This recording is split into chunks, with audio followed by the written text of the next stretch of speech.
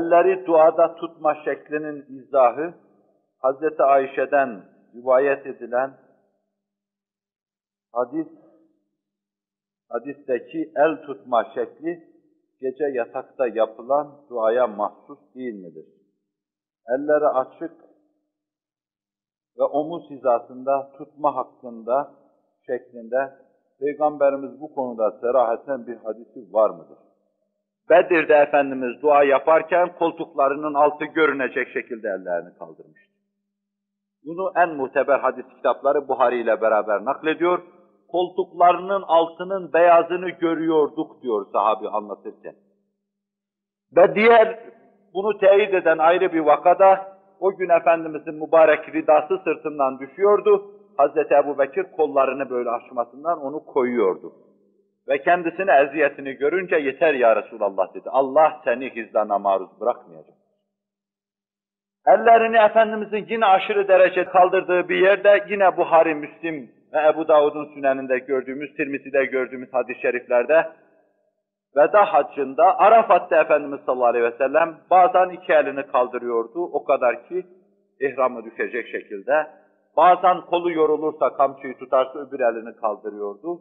Bu elini indirirken bunu kaldırıyor, yukarıdan tutuyordu. Bir mübalağalı böyle dua yaptığı münacatta bulunduğu zaman yağmur duası gibi, belaların defi gibi, Arafat'taki duası gibi, Bedir'de düşmana karşı duası gibi mübalağalı ellerini kaldırmıştı aleyhissalatu vesselam. Bize öyle geliyor ki bu, böylesine bir ciddiyet isteyen makamın ciddiyetine uygun bir talep şekliydi. Başka hadis-i şeriflerde şunu görüyoruz, dua bahsinde çok görürsünüz bunu. Efendimiz sallallahu aleyhi ve sellem duada her iki elini, her iki omuzunun seviyesine kaldırır. Her iki elini, iki omuzunun seviyesine kaldırırdı. O kadar mükerrer rivayet var ki, şu anda rivayet eden sahabilerin sayısını bilemediğimden, mütevatir desem mi demesem mi tereddüt içindeyim. Çünkü sahabinin rivayetiyle bir hadisin mütevatir olması mütenasiptir. Ama bir yerde de aleyhissalatu vesselam dua ederken, ellerini dilenci gibi göğsüne getirmiş, öyle tutuvermişti. O makamda öyle iktiza ediyordu. Elleri böyle birleştirip dua etme meselesine gelince, bunu da yine Kütüb-ü Sitte'de görüyoruz mükerrer yerlerde. Efendimiz sallallahu aleyhi ve sellem, akşam yatağa geldiklerinde, Kul huvallah ve muavvezeteyni okur, ellerine üflerdi, böyle tutardı o zaman.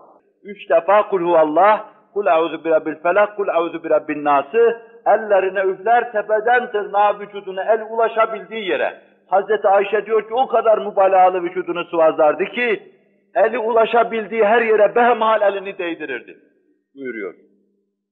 Sabah, akşam duasında da aleyhissalatu vesselam'ı böyle görüyoruz. Zayıf bir rivayette Efendimiz, Kul huvallah ve muavvezeteyni sabahları da okuyordu, onda da böyle bir ameliyeyi yapıyordu şeklinde rivayet var.